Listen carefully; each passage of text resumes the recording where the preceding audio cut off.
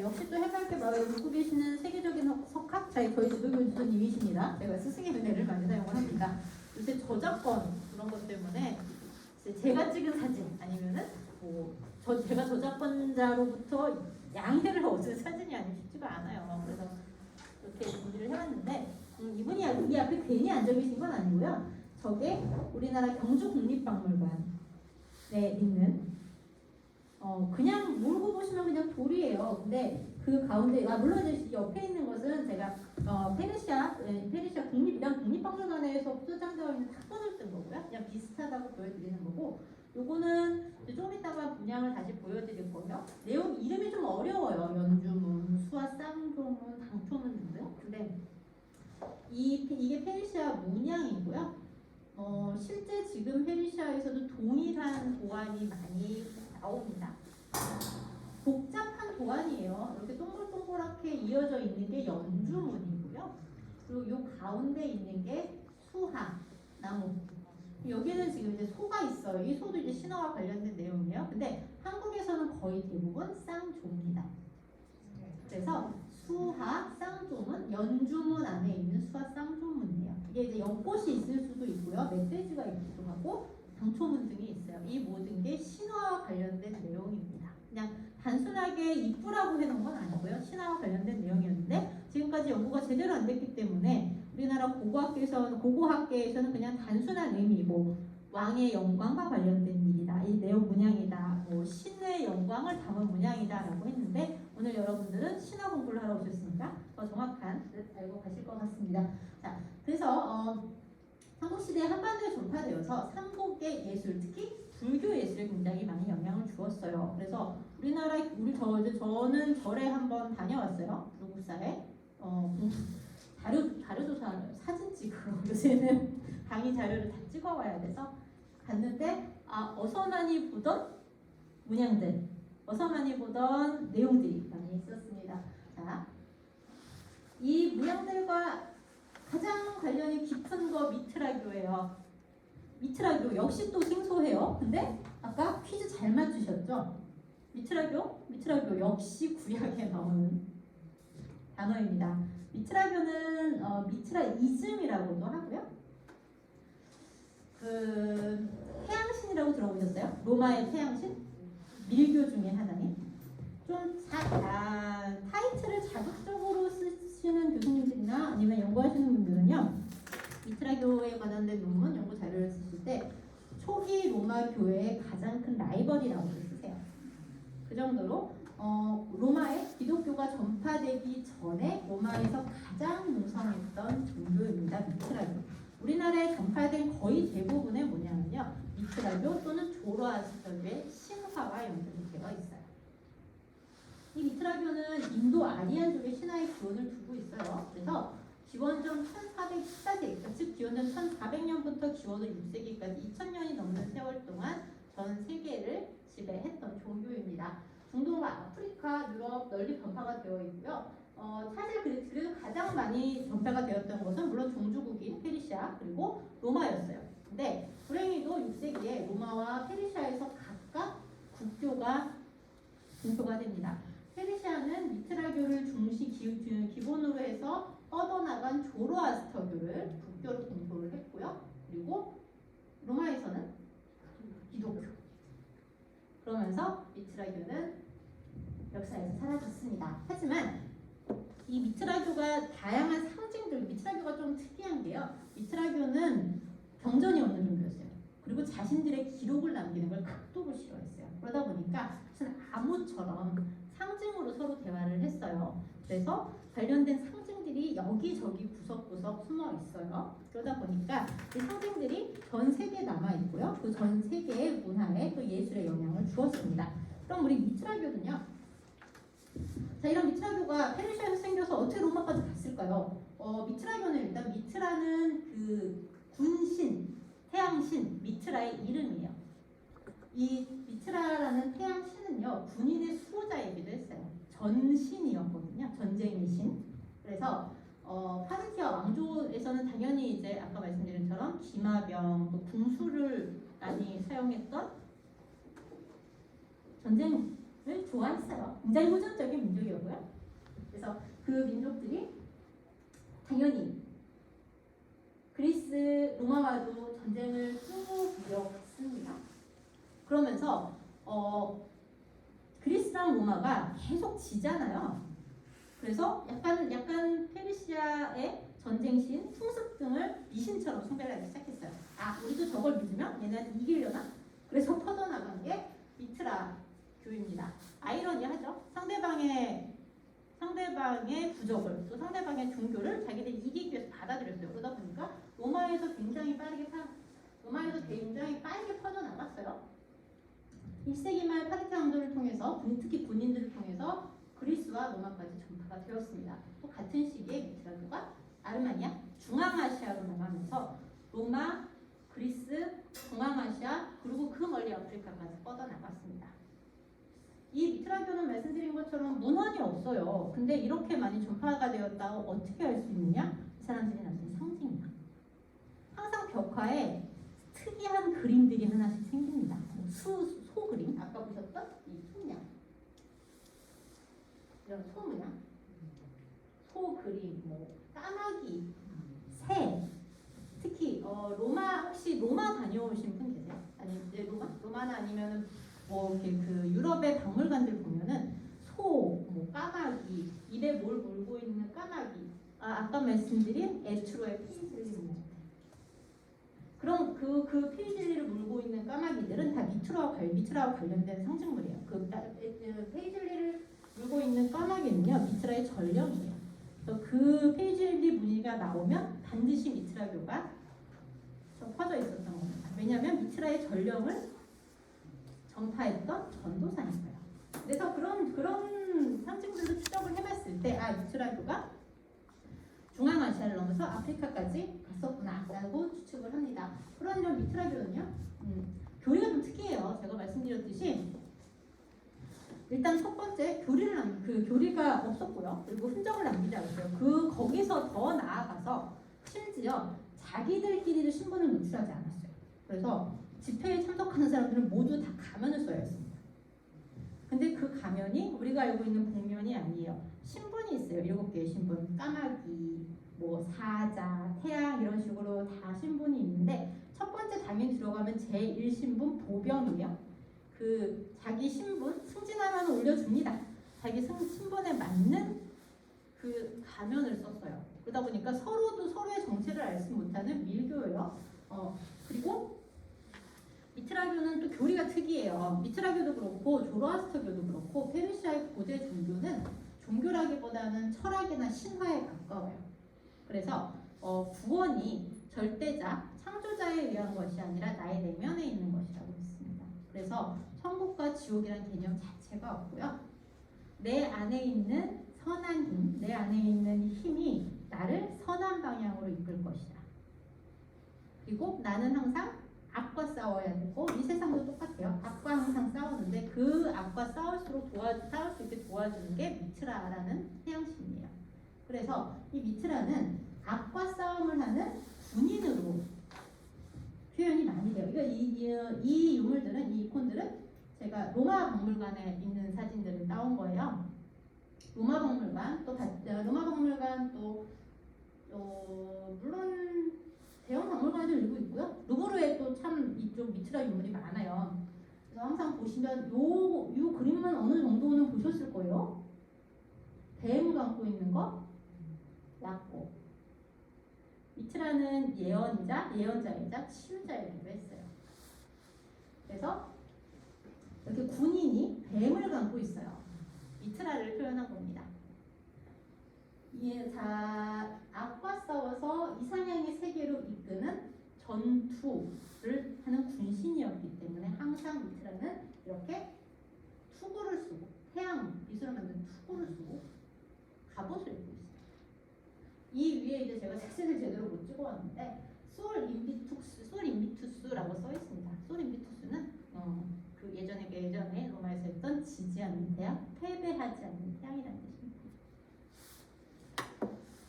미트라교 아까 우리 또 소 보셨잖아요. 자, 소를 보셨는데 소가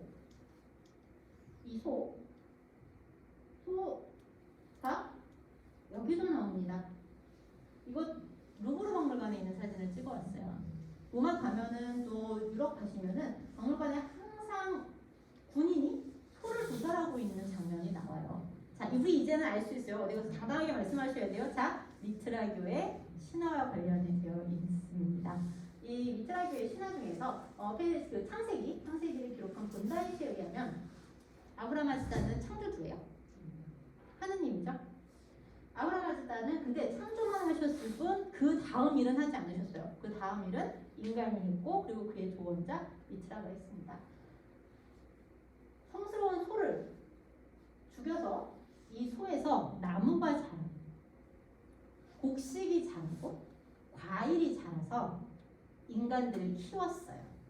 그래서 미트라는 이 성스러운 소를 도살해서 하느님의 창조를 완성했고요. 그리고 인간들을 먹였습니다. 그래서 성스러운 소를 도살하는 미트라가 미트라교의 가장 큰 상징입니다. 그래서 우리나라에서도 가끔 페르시아에 소 문양이 많이 나와요. 근데 그게 잘못 전달이 돼가지고 농경 문화와 관련이 있을 것이다? 물론 그랬을 수도 있습니다. 하지만 제일 큰 이유는요, 이 성스러운 도살, 즉 창조와 재생입니다. 이런 미트라와 관련된 문양 중에서 미트라의 신화와 관련된 문양 중에서 우리나라와 가장 관련이 깊은 문양, 자 오늘의 사실 제일 메인이요, 연주문입니다. 연주문은요, 첫 번째 거는 우리나라에 전파된 연주문의 도안의 특권을 써본 거예요. 이건 이제 우리나라가 아까 미트라교의 상징이나 또 페르시아의 예술, 페르시아의 문양이 우리나라 불교에 굉장히 많이 연결을 줬다고 그랬잖아요. 그래서 그 불상 뒤에 이제 부처님 뒤에 있는 동그란 걸 광배라고 하잖아요. 광배에 적용된 페르시아 문양을 제가 사진을 떠온 거고, 또 옆에 있는 이 둘은 실제 페르시아 박물관에 있는 것들입니다. 거의 대부분 항상 가운데 나무가 있어요. 그 옆에 새가 있든지 반조가 있든지 아니면 사자가 있든지 소가 있습니다. 자, 이 연주문이란 둥근 고리, 그 중에서도 연주문은 이 고리를 얘기해요. 둥근 고리가 연속적으로 나열한 것을 연주문이라고 해요. 미트라 탄생신화와 관련이 있고요. 이 연주문이 불교에서는 부처님 불상을 또 혹은 또 그 대웅전이라고 하죠. 실제 예배 드리는 그 분당에 장식하는 것, 그리고 실제 우리나라 생활에서는 기와를 장식하게 많이 쓰여 있어요. 그리고 이게 지금은 많이 변형이 돼서요. 액세서리, 특히 금으로 된 액세서리에 마감을 할 때 이렇게 동그랗게 연결하는 것도 연주문이라고 하시더라고요. 그 실제 세감하시는 분한테 들었는데 그건 저도 좀 신기했습니다. 이 연주문은요, 미트라의 탄생신화와 관련이 있어요. 지금 탄생신화와 관련이 있고 정확한 탄생신화가 뭔지 해석하기 전까지는 그냥 단순히 이 미트라는 신의 상징이고 왕의 상징이고 광명이다 라고만 해석을 했어요. 그래서 우리나라에서는요, 이 광명을 상징하는 미트라의 연주문이 안에 있는 가운데 연주문은 그냥 연주문만 있지는 않아요. 항상 안에 채워져야 돼요. 뭐로? 신화로. 그래서 이 페르시아 문양을 보면요, 하나의 스토리가 나와요. 무슨 이야기를 하고 싶은지. 자, 예를 들어서 연주문입니다. 성스러워요. 이 연주문은요, 왕을 상징하기도 하고 또 혹은 그 신의 권력, 신의 영광을 상징하기도 해요. 근데 이 연주문 안에 있는 것에 따라서 해석을 틀리게 하실 수 있어요. 여기는 지금 사자를 죽이고 있는 본인이에요. 이 사자랑 연꽃은 페르시아 왕조의 상징이에요. 그래서 특히 페르시아의 황태자들은요, 사자를 죽여야 성인식이 돼요. 자랐다고 성년이 되지 않았어요. 근데 사실 이 사자가요, 우리가 생각하는 이 어마무시한 큰 사자가 아니고요, 지금은 멸종했어요. 너무 많이 죽여서. 페르시아의 토종 사자는 작았답니다. 표범 정도밖에 안 돼서 물론 혼자 죽였겠어요. 그래서 해볼만 했다고 합니다. 성인식이에요. 사자를 사냥하고 있는 그림, 황태자 또는 왕입니다. 즉 이 연주문은요, 미트라교에서 미트라의 탄생신화 연결이 되어 있지만 왕의 권위와 왕의 권력을 상징하고요. 자, 여기 이제 가운데 생명의 나무가 있고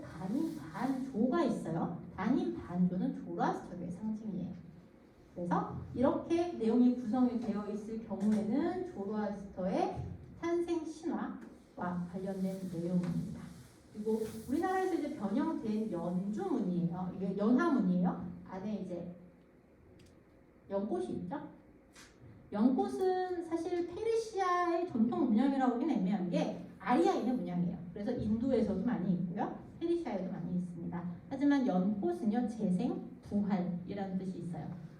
아주 지저분한 흙탕물에서 피어올라서 흙탕물을 정화시켜요. 그래서 재생, 부활을 상징합니다.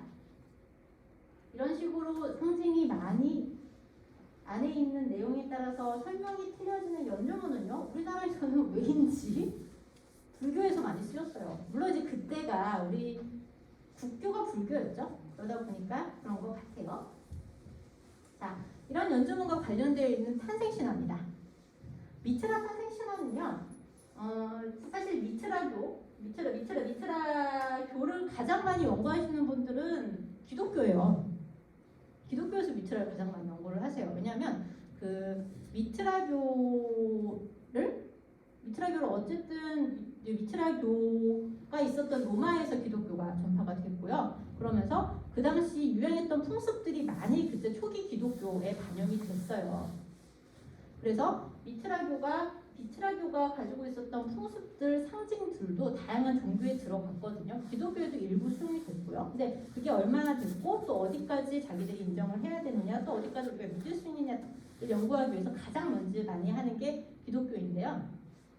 기독교 쪽에서 이야기하시는 미트라의 탄생신화는 첫 번째입니다. 미트라 탄생신화가 두 개가 있어요.